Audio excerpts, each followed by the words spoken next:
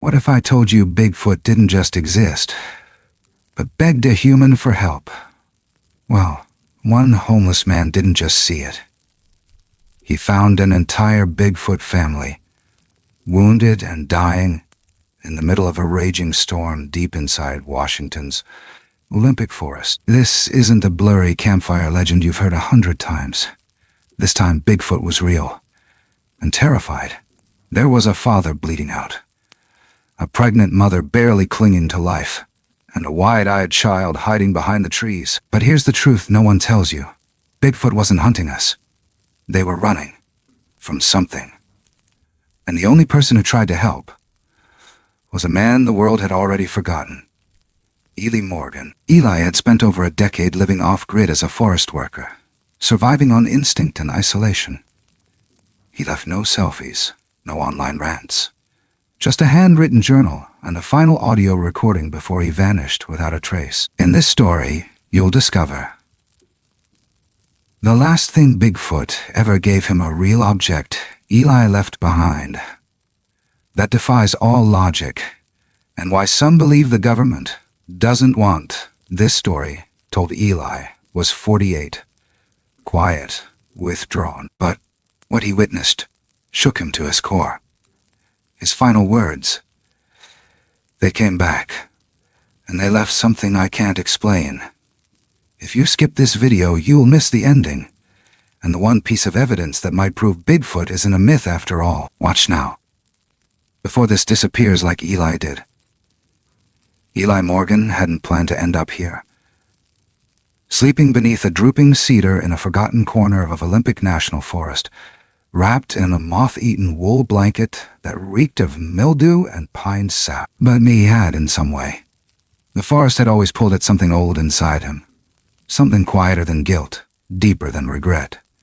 Once, he'd worked these woods as a forest ranger, proud of the badge on his chest. Now, he drifted like smoke between the trees, a ghost more than a man. The cold mist didn't let up. It threaded through the canopy, settled into his bones. He sat with his back against the trees, thick roots, boots soaked, hands trembling as he tried to light a fire that refused to catch. The forest was ancient here, older than the trails that had long vanished into moss and decay. He liked that. It didn't care what he'd done. Somewhere past midnight, when the only sounds were rain hissing on leaves and the groan of wind dragging through the valley, it came. A sound, not quite a howl, not quite a roar. It echoed once, low and long, then again closer. Eli froze. Every instinct from his ranger days screamed bear, maybe a cougar. But this wasn't a sound he recognized. It had a resonance, a thickness, like something with lungs big as a barn and a grief that didn't belong in any beast. He stayed perfectly still, barely breathing, ears straining. Minutes passed, nothing, just rain. Then, a second call, ragged and raw, swallowed by thunder as the sky cracked wide open. Eli's heart stuttered. Something was out there, something that sounded wrong. Not in the way predators sound wrong, but like it didn't belong. And yet it did. Deep in this ancient place, maybe it belonged more than he ever had. He told himself to stay. Stay under the tarp, stay safe. But his body moved before the thought was done. He grabbed his flashlight, the hunting knife he always kept near, and pulled the hood of his jacket over his head. The storm had deepened. Wind lashed the treetops. Branches twisted like old bones, and rain turned the ground to sludge beneath his boots. Still, he walked. Just beyond the bend of a rotting footbridge, where the trail vanished into a curtain of moss, he stopped. The forest had gone quiet in that terrible way it does before something changes. The air pressed inward. His breath smoked like a whisper. Then came the third sound. This time, it was unmistakable. Something between a scream and a sob. Too human to dismiss. Too broken to explain. Eli took one more step forward, and the woods swallowed him whole. And even then, he didn't know. He was already too far in to ever walk back out the same. The storm was no longer just wind and water. It was a presence now, like something alive tearing across the sky. Lightning clawed through the canopy, bleaching the mossy trunks in white flashes before darkness snapped back. Eli's boots sank deeper into the sodden earth with each step, water sluicing down his collar, the flashlight in his hand trembling just enough to make the beam unsteady. But he couldn't turn back, not after that last sound. It still echoed behind his ribs, part human, part wounded animal, but wholly desperate. The trail had long disappeared, replaced by roots and rock slick as oil. Somewhere uphill, a branch cracked, not the clean snap of a falling limb, but the deliberate crunch of weight, heavy, bipedal. Eli froze, knife drawn low beside his thigh. Eyes locked on the darkness ahead. Nothing moved. But he could feel it watching. Then came another sound, fainter this time. A long, trembling moan that rose from the ravine just east of where he stood. It wasn't like the first. This one was closer, raspier, as if the lungs that made it were collapsing from inside. Against every instinct, he moved toward it. Branches clawed at his jacket. Mud sucked at his boots. Somewhere below, the creek surged with rain. As he slipped past a bent pine, his beam landed on a narrow opening in the rock. A natural cleft, just wide enough to crawl through. Eli hesitated. The moan came again. Closer now, inside. He dropped to his knees, crawled under the ledge. The beam caught movement, then shape. 3 figures huddled against the stone wall. He stopped breathing. They weren't bears. Weren't any animal had ever seen. Massive, matted with dark fur, their bodies shuddered with breath. One lay slumped, blood thick around its midsection. Another, larger, eyes narrowed in pain, clutched its swollen belly with both arms. The third was small, no taller than his waist, standing perfectly still, staring right at him, and in that split second, time fractured. The creature's eyes held no threat, only fear. A deep, paralyzing fear. And something else, hope, flickering beneath the surface like fire beneath ice. Eli didn't move. He couldn't. The air inside the cave had changed, thickened into something ancient. He slowly unscrewed the cap of his water bottle, set it on the stone floor, then slid it forward and backed away without a word. The small one blinked. The mother didn't move. The injured one groaned softly, barely audible over the roar of rain. Eli crawled out the way he came, heart slamming against his ribs, mud streaked across his face. But as he stepped back into the storm, soaked and shaking, a thought pierced through the fear. That wasn't just survival instinct in the eyes of the child. It was recognition. And for the first time in years, Eli didn't feel alone out. Not entirely. By dawn, the rain had thinned into a fine, steady mist. The kind that clings to skin, seeps into every layer like a breath from the bones of the forest. Eli crouched beneath a cedar branch, peering across the space between his camp and the cave. He hadn't slept, not really. Just listened, ears tuned to every snap of a twig, every shift of wind, waiting to see if they would come for him. But nothing had followed. Not yet. The cave mouth was still. No movement, no sound. The air hung heavy, metallic with storm aftertaste, and something else beneath it, earth, blood, bread. Eli chewed on a strip of jerky, then tucked a handful of granola bars and a bottle of iodine-treated water into a dry bag. He wrapped it in plastic, cinched the straps, and stepped into the dripping hush of the morning. His boots squelched through moss and mud. He moved slowly, careful not to spook whatever line of silence they'd agreed upon last night. When he reached the clearing, he crouched and set the bag against a mossy rock near the entrance. Then, without a word, without even lingering, he backed away and disappeared behind the trees. He waited. Minutes passed. Then a shape shifted in the shadows. Tall, deliberate. The female stepped out just enough to see, her eyes locked on the bundle. And then, barely noticeable, Her chin dipped once. A nod. Primitive. Mutual. That night, Eli dragged a tarp between two trees, fashioned a makeshift lean-to from fallen branches, an old climbing rope.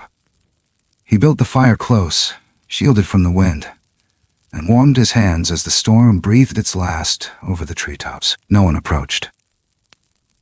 But they didn't need to. When he closed his eyes, it wasn't sleep that found him, but memory. Ash drifting across treetops, flames curling through cabins, his voice breaking through a radio that no longer worked. The wildfire, the one he couldn't stop, the one that started from a spark he should have seen. That was the moment everything in him began to rot. And then, just when the ache of it settled too deep to hold, he heard it. A rustle. Light. Close. He sat up, heart racing, and scanned the dark. Just beyond the fire's edge, half hidden in ferns, stood the small one, watching. Silent.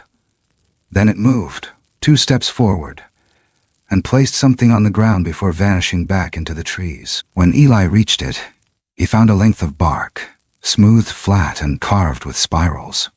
Looping, patient, deliberate. It was an answer, not a warning, not a threat. And for the first time in years, he felt seen, not by man, not by history, but by something older. Something that had watched the world long before names were written on it. Something that now, inexplicably, seemed willing to share its breath. The rain returned without warning. Heavier this time, like the forest had decided to test them all over again. Eli woke to the sound of it hammering the tarp, the fire long since drowned. A gray light filtered through the trees, and the dampness in the air felt thicker now, charged. Something had shifted overnight, something in the air itself, like the forest was holding its breath. He rose stiffly, joints aching, and listened, not just to the rain, but to the silence beneath it. And there it was, off rhythm sharp, an agonized cry muffled by the storm. He was running before his mind caught up, feet pounding through mud, ducking branches that whipped across his face. The sound came again, louder, ragged and pained, not from the child or the wounded male. It was her, the mother. He stumbled to the mouth of the cave, heart thudding. The smell hit first, blood and sweat and something rawer, ancient. He called out instinctively, softly, not expecting understanding but offering presence. Inside, it was chaos. The wounded male was still unmoving, face slack, chest barely rising. The child clung to the far wall, eyes wide with panic. And at the center, half-curled in pain, the female grunted and writhed, her massive body shaking in spasms of effort. She was giving birth. Alone. Desperately. He stepped inside before fear could stop him. He didn't ask himself what the hell he was doing. There was no space for hesitation. He dropped to his knees, hands moving without thought. Her breathing was shallow and fast, her eyes rolling with pain. He tore open his pack, fumbling for the clean cloth, the iodine, the pocket knife. The child screamed when she howled, but didn't run. Just watched. Blood ran hot across the stone floor. The mother clawed at the earth, body arching. He caught sight of the head. Small, matted with fur, wet and bluish. Not breathing. He cleared the airway with trembling fingers, pressed 2 fingers to the tiny chest. Still. Too still. Time collapsed into a single note of panic. Then something moved beneath his hands. A shudder, a pulse. He rubbed its back, brisk, desperate, almost begging. A gasp. A thin cry, more air than sound, but real. The mother exhaled in a deep, guttural groan that seemed to shake the rock itself. Eli sat back, soaked in blood and rain and something sacred. The infant blinked at the light, alive. He met the mother's eyes, and something unspoken passed between them. And behind him, unnoticed until now, the storm outside had gone quiet. The forest was still. Not in the way it gets before a storm, but in that strange sacred pause after something monumental has passed. Like the world was letting out a long-held breath. Eli leaned against the wall of the cave, hands sticky with drying blood, eyes locked on the newborn in the mother's arms. The child was impossibly small for its species, its fur-patchy limbs trembling, but its chest rose and fell, rhythmic now, fragile but sure. The mother cradled it close, her breathing shallow but steady. She didn't look at Eli this time. She didn't need to. Behind them, the injured male hadn't moved. The wound on his side had darkened into a deep, unnatural black. Eli crept closer, knelt beside him, fingers searching for a pulse he knew he wouldn't find. Nothing. The creature's chest had stilled. His eyes, half open, glazed with a dull, lifeless sheen. Gone. A low keening began. Soft at first, almost like wind passing through the trees. But it built slowly, vibrating through the cave walls. The child let out. The mother, still holding her newborn, turned to the body, pressed her forehead to his, and didn't move for a long time. Eli rose silently. He didn't speak. What words could he offer a species that had never uttered a syllable to him, yet somehow made him feel understood? He stepped back into the mist, the air cold against his skin. The light had changed, thinner, pale gold filtering through the trees. Dawn was stretching its fingers across the forest, brushing moss and bark with faint warmth. Minutes later, as he knelt by the creek, washing his hands, the child appeared again. No sound, no warning, just presence. It walked toward him slowly, awkwardly, still unsteady on its feet. Eli froze, afraid any movement would shatter the moment. The child reached him, stopped a few feet away, then looked up with those wide amber eyes. Eli did something he hadn't done in years. He knelt, open-palmed, like someone receiving communion. The child reached out, one clawed hand brushing Eli's chest, just over his heart. Then it turned and vanished into the undergrowth. Back in the cave, a stillness had taken hold again. But this time it wasn't grief. It was something deeper. Acceptance, maybe. Passing of one breath to another. Life into death. Eli built a small fire near the stream and watched it burn low. He didn't cry. Not yet. But for the first time, he felt like something had ended. And something else, older, quieter, had just begun. Eli woke to a silence that felt heavier than the night before, the kind that pressed against the skin like fog, thick with something unspoken. The fire had burned down to soft embers, casting a faint glow across his camp. Across the clearing, the cave entrance was still a dark slit in the rock, half shrouded by vines and the dripping boughs of fir trees. He moved slowly, his limbs sore, boots squelching in the damp earth as he crossed the space between them. There was no sound of mourning now, no keening, no rustle, just quiet. That deep forest kind, where even the birds wait. The body was gone. In its place, a low ring of stones, damp mosses and flowers, laid with uncanny symmetry. Beside it, a large spiral carved into the dirt. Eli didn't know how long he stared at it. Long enough for the cold to find the seam in his jacket, for the wind to shift and bring the smell of cedar and loam and ash. A small pile of charred wood sat near the ring, smoke still whispering upward. He helped them bury their dead, without being asked, without being told.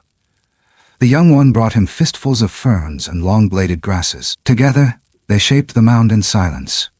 No ceremony but that of presence. The mother never looked away from the circle. She held her infant tight, its head nestled against her chest, tiny arms occasionally stretching as if dreaming of something warm and old. And then came the sound. It didn't come from the trees or the wind, but from somewhere deeper, within the land itself. A low melodic hum, wordless yet full of tone and depth, like a voice without a mouth. Eli stiffened. It came again, echoing from farther in the forest. It was music, if you could call it that. Not human, not instrument, but rich, woven from something more ancient than language. And it was answered from behind the ridge, beyond the cave. Other voices, layered, somber. The mother stood. She walked slowly to the burial mound, her shadow long in the early light. With a child in one arm, she placed her hand on the earth once, gently, then turned.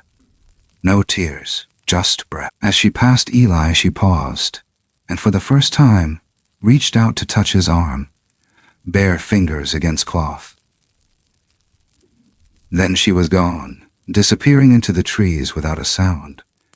Eli didn't move for a long time, even when the last echoes faded, even when the sun finally broke through. The song still hung in the air, and in him. Not finished, not farewell.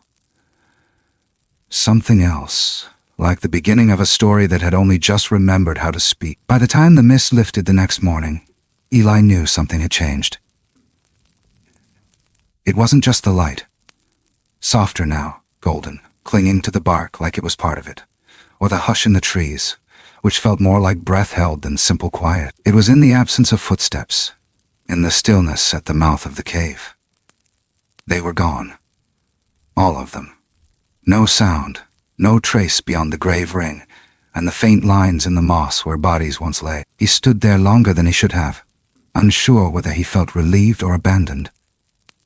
But they hadn't left him nothing. Propped against a nearby stump was a thick piece of cedar wood, polished smooth and etched with markings, carvings that hadn't been there the day before. Eli approached it cautiously, one hand hovering near the handle of his knife, though he didn't know why. The image came into focus as he knelt. A figure, his figure. Lean, bearded, shoulders slightly hunched, recognizably human. Beside him, the smaller one, hand reaching out to touch his chest, and next to them, the mother, cradling the newborn. They were together. It wasn't art. It was memory, recorded in silence. He ran his hand over the grooves. They were deep, deliberate, as if meant to outlast time. The sky rumbled far in the distance, but no storm came. Instead, Eli carried the carving back to camp and set it upright near the fire pit. That night, he didn't sleep. He watched the flames shift shadows across the wood surface and waited for something, anything, to return. But the dark held no answer. Just before dawn, he noticed it. A thin trail carved into the dirt, not by animal paws, but by something dragged. It led away from the cave, deeper into the woods, curling toward a part of the forest Eli had never dared explore. Not once in all his years. It vanished past a ridge covered in black fern and boulders slick with moss. And though he stood there, staring for a long time, he didn't follow. Not yet.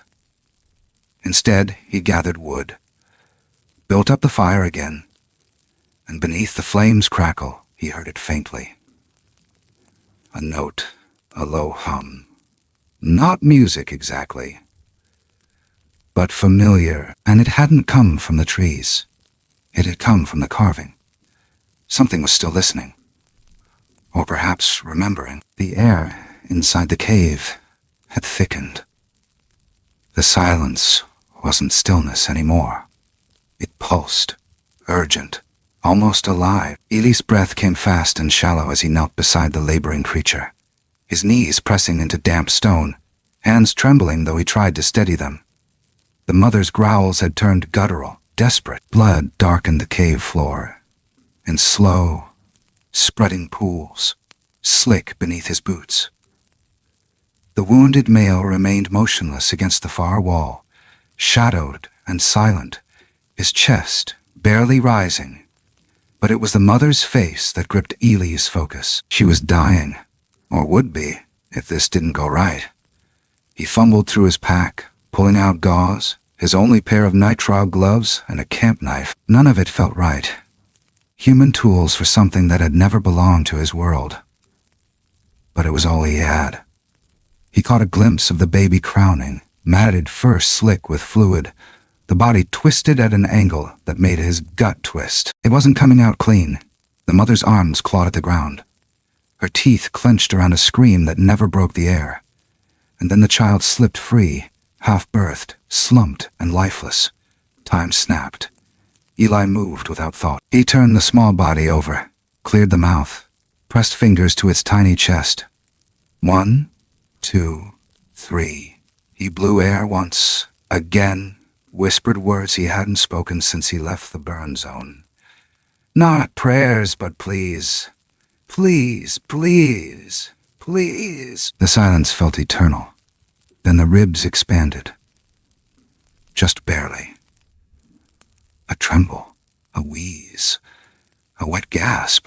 The sound of life was so thin, so tentative. Eli almost didn't believe it, but then the infant squirmed, released a mewling noise so primal it rooted him to the earth.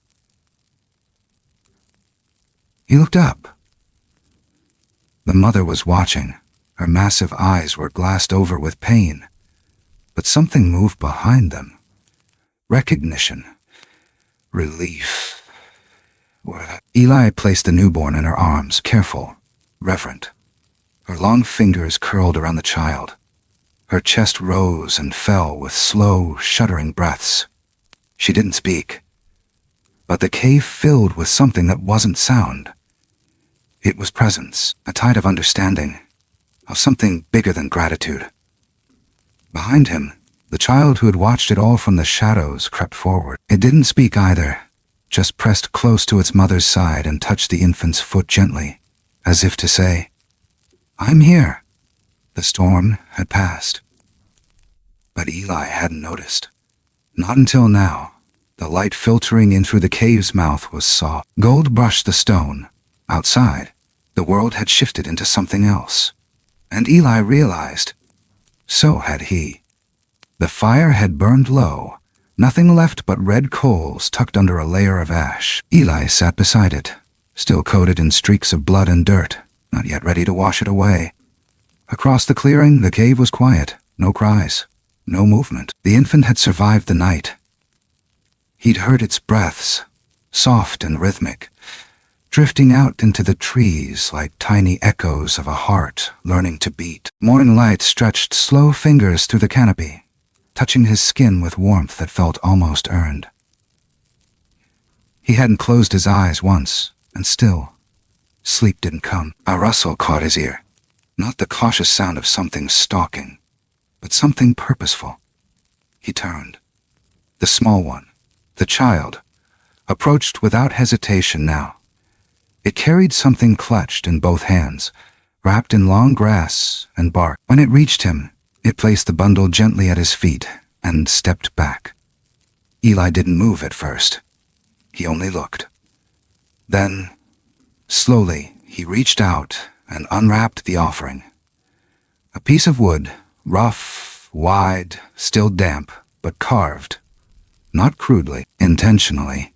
Deep grooves, patterns spiraling inward, circles upon circles, lines radiating like a sun or an eye. And there, in the center, 3 shapes, one small, one hunched. One small, one hunched, one massive, all standing together, a story burned into bark. He looked up. The child was still there, watching. And for the first time, Eli didn't feel like an outsider, not just a witness to something secret. The carving wasn't a warning or a farewell. It was memory. It was proof. He ran a finger over the center figure. The stance, the angle of the shoulders, it was unmistakable. It was him. And at that moment, it hit him. This wasn't just gratitude. This was record, a preservation of what had happened, of who had stood there when the wild needed him. Not for glory, not for proof to the outside world, but for them. And maybe, just maybe, for the forest itself. He set the carving against a stone, tilted toward the rising sun, and stepped back. No ceremony, no thanks, just acknowledgement. But then he heard it low, drawn from somewhere deeper than the trees. A humming, melodic, wordless, vibrating through his ribs. It wasn't wind. It wasn't the creek. It was song. And it wasn't coming from the cave. It was coming from the ground beneath his feet. As if the earth itself had begun to remember him. Eli didn't follow the sound. Not at first. He stood in the morning hush.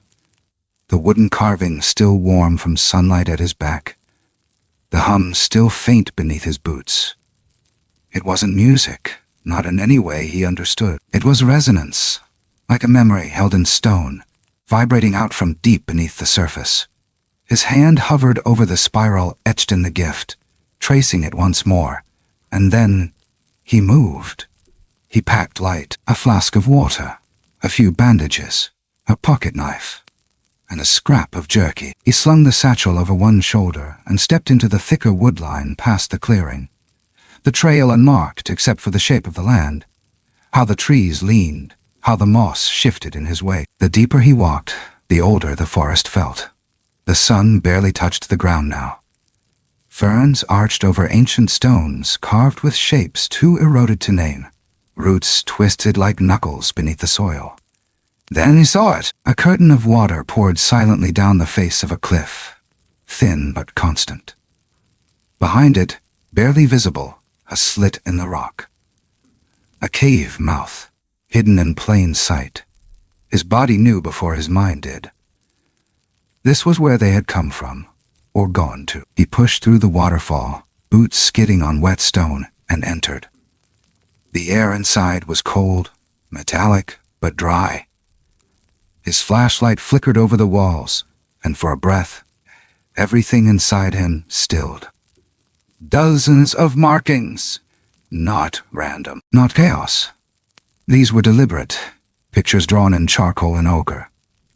Suns, spirals, stars, hands. Creatures like the ones he had met. And there, unmistakably, a man. Unmistakably, a man.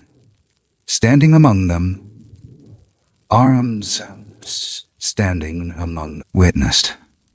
Eli didn't breathe. In a small alcove, just beneath the mural, a stone pedestal jutted from the ground. On it sat a single rock, smooth and gray. Unlike any others in the cave, he reached toward it, then stopped. It was humming, faintly. Like the carving, like the earth had swallowed a memory and was waiting for him to find it again. He picked it up. The hum deepened. Not louder, but heavier. His chest tightened. His vision blurred just at the edges, not from fear, but from recognition. Something ancient had taken notice. He backed out slowly, gripping the stone like it was the only thing keeping his breath steady. Outside, the rain had begun again, but this time, it didn't feel like weather. It felt like warning, or invitation, or both. It had been weeks since the cave, since the stone, since Eli had spoken a word out loud. The forest had grown quieter somehow, or maybe he had just learned to listen differently. Nothing came close to his camp anymore, but he wasn't alone. He could feel that, in the weight of the fog that settled at dawn, in the way the birds would go silent for no reason. And at night, sometimes, only sometimes, he'd see shadows beyond the firelight, watching, not hunting, not curious, just present. He didn't go back to the cave, not because he feared it, but because some places are meant to be entered only once. The gray stone still rested inside his pack, wrapped tight in flannel. He never opened it again, never touched it. But he carried it. That was enough. One night, just as the moon rose fat and yellow over the treetops, Eli saw them again. No sound, no warning. Just presence, the same as before. The mother stepped into the clearing first, child slung on her hip, the older one close behind, taller now, eyes sharper, still solemn. She approached with that same deliberate grace, not quite human but not beast either. And in her hands, something wrapped in hide, knotted with vines. She didn't speak. She didn't need to. She set the bundle down at his feet and looked at him, not like before, not the recognition of the wounded, but something steadier, equal, witness. And then, without waiting, she turned and vanished back into the woods. Eli waited until the fire settled to coals before touching it. The wrapping was warm from her hands. He untied it slowly. Inside, a raw gold nugget, smooth as river stone, a handful of cockins, bone, obsidian, shell, each etched with symbols he didn't understand, but felt deep in his chest. And at the very center, a strip of hide painted in charcoal and ash. He unrolled it. There he was, Eli, kneeling beside the newborn, one hand pressed to its back, the other outstretched, not in fear, but offering. Around him, the three of them drawn in detail only someone who had truly watched could recall. The cave, the birth, the fire, the burial. It wasn't just gratitude. It was testimony. This was history. And as he stared into the firelight that night, hide laid across his knees, he realized something he hadn't dared name before.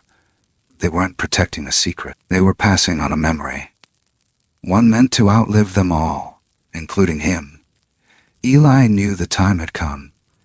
He didn't feel it like a deadline or a push, more like a gentle nudge from something older than his own mind. The forest had quieted again, not in warning, but in benediction.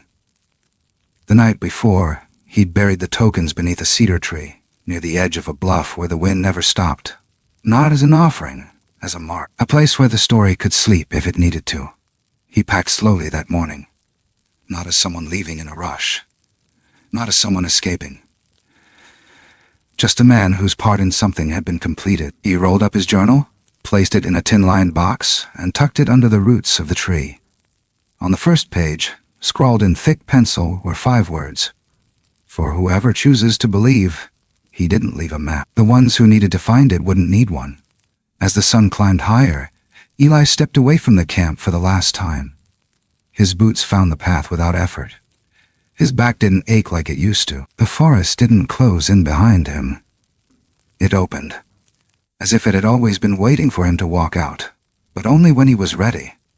No one saw him leave. At least, no one from the world he once belonged to. But there were stories. Later, hikers spoke of a thin plume of smoke in places no trails reached.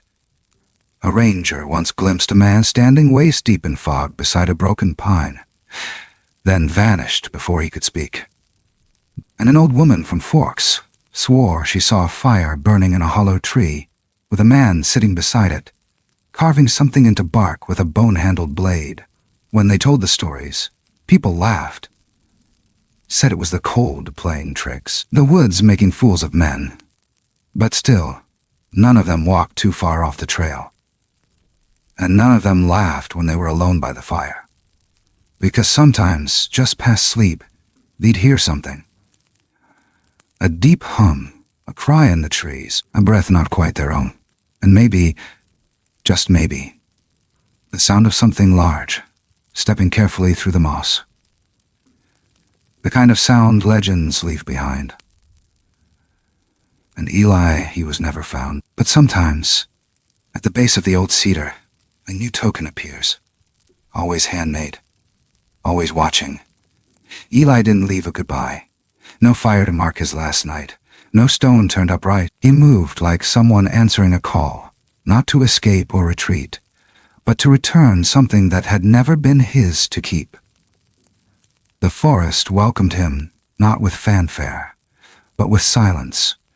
The kind that breathes, the kind that watches. He followed no trail, only the rhythm of steps that felt remembered, not chosen. His breath was calm.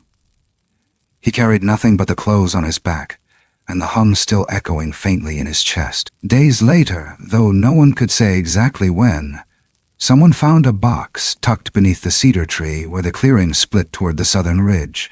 Just a weathered pine box, sealed with wax, wrapped in twine, no marking. Inside it, a single notebook, the handwriting shaky but firm, the ink smeared in places from moisture or tears. It was hard to tell.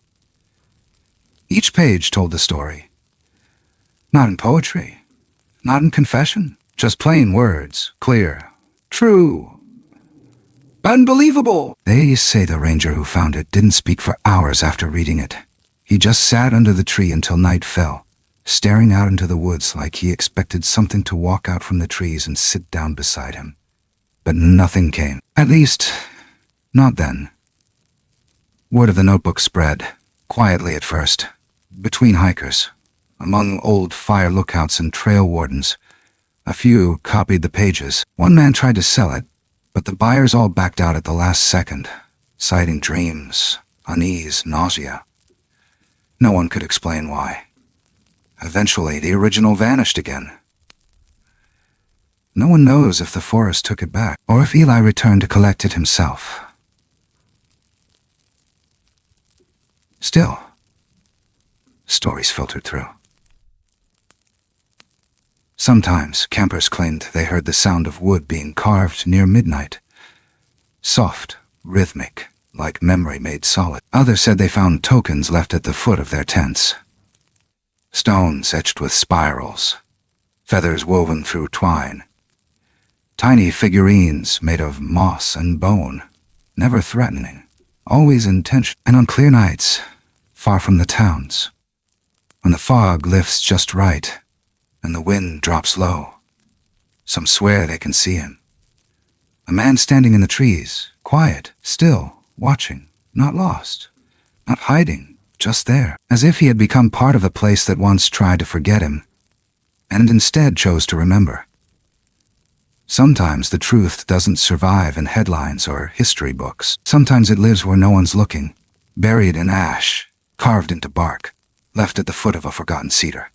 That's where they found the box. Not the first one, and not the last. But this one was different. The ranger who stumbled on it said he wasn't looking for anything.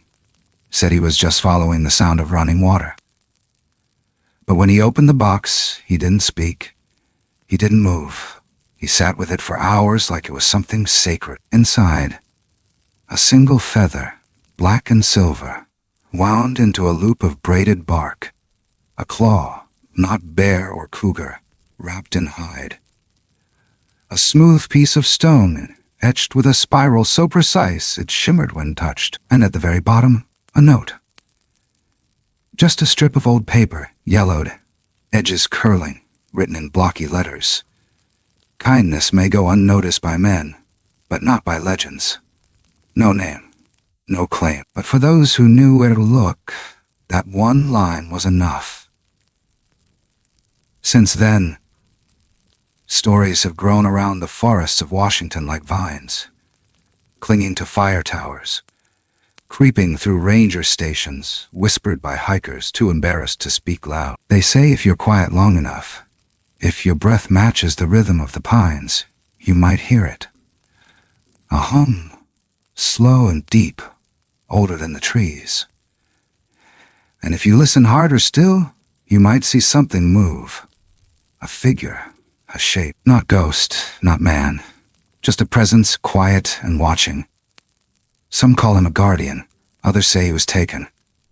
A few believe he never existed at all. But for those who walk the trails with reverence, who leave no trash, who touch the bark like it might answer back, sometimes a gift appears. Small, handmade, intentional. Once, a child left a drawing of a giant with glowing eyes at a ranger station. No one knew who the child was, but on the back was written, "He helped Mama when she was crying. He brought my brother out." That was enough to make the ranger cry too. The truth is, no one needs to believe in Bigfoot anymore. That was never the point. What matters is someone stayed.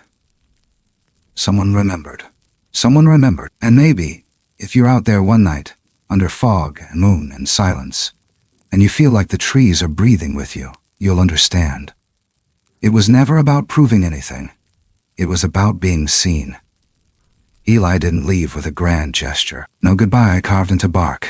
No footprints pointing a direction. Just one quiet morning, long after the rains had passed, he packed what little he had left. His journal, the stone wrapped in cloth, a canteen half full, and walked into the forest, as if it had been waiting for him. The clearing where the Bigfoot family last stood was silent now, overgrown with moss and soft pine needles. But something about the space still held warmth, like a breath that had yet to finish exhaling. He chose the old cedar, the one with roots that curved like arms. With hands that didn't tremble, he dug into the soft earth beneath it and buried the journal in a tin box, the carved bark token placed on top. Not hidden, preserved. For the kind of person who wouldn't laugh if they found it. For someone who'd need it the way he once did. A few days later, a pair of hikers came through the Olympic range, chasing late fall light before the snow closed in. They found the clearing by accident, claimed the compass stopped working near the ridge, that birds circled back east. They didn't hear anything, but one of them said the silence felt reverent, like stepping into a church with no walls. That night, as they set camp, one of them wandered off for firewood and returned pale. Said he saw a man standing at the tree line, tall, still, hands at his side. But when they called out, the figure turned and disappeared between the trees without a sound. In town, a park ranger heard the story and didn't flinch. She waited until they left, then hiked out alone the next morning. She found no footprints, no campsite. Just the old cedar, and tucked in the crook of its roots, a small token carved from dark wood. An eye, a spiral. And on the back, etched so faintly it nearly vanished in sunlight, witness, not savior. She never spoke of it. But sometimes, when her radio crackled without signal or the wind fell dead on a still night, she would hum. A low tone, steady, familiar, as if something ancient was humming back. People still ask about Eli, where he went, if he was real. Some believe he disappeared. Others think he finally found peace. But the truth lives quieter than that. It moves like fog through trees, leaves gifts with no sender, and hums where no song should be. And if you ever stand beneath that cedar, just listening, not for noise, but for stillness, you'll understand. Kindness may go unnoticed by men, but not by legends. Some stories are not meant to be told in full. They're meant to be felt. They live in the quiet space between heartbeats, in the pause between breath and memory. They exist not to convince you of their truth, but to remind you of something much older than belief. That compassion does not always come with reason. That love doesn't need to be explained, and that healing is not always loud. This was never about proving what lies out there. It was never about whether myths walk beside us in the fog, or if the forest still hides secrets from the world. The real story, the one that lingers, has always been about what happens when we choose to see past fear. When we choose to stay, to listen, to reach out with no expectation of return. It's about how silence can speak, how kindness doesn't shout, how even the most forgotten corners of the world remember the shape of gentleness. It's about how grief, if met with tenderness, can become something else, something sacred. Because when one's soul, broken and wandering, finds meaning in the act of simply showing up for another, something timeless is restored. Not just in the one who is helped, but in the one who helps. In a world too fast, too loud, too often hungry for answers and certainty, there is still room for stories that ask nothing but your presence. Stories that ask you to sit a while, to be quiet with them, to let them breathe. And maybe that's the truest thing any story can do. Not to leave behind proof, but to leave behind presence, a stillness, a warmth, a reminder that even in a world built on doubt and data, there are things that only live when they're believed in. And sometimes believing is the bravest thing we can do. Thank you for taking this journey, for walking through the rain and the roots and the silence, for holding space for the wild and the wounded and the unknown. If this story moved you, if it stirred something quiet inside, let us know. Leave a comment below and share what stayed with you. If you believe there are still stories worth hearing, still mysteries worth meeting with open hearts, we invite you to follow and subscribe. There are more paths ahead and more voices waiting in the dark to be heard. Sometimes, the forest doesn't need you to explain it. It just needs you to remember it was real.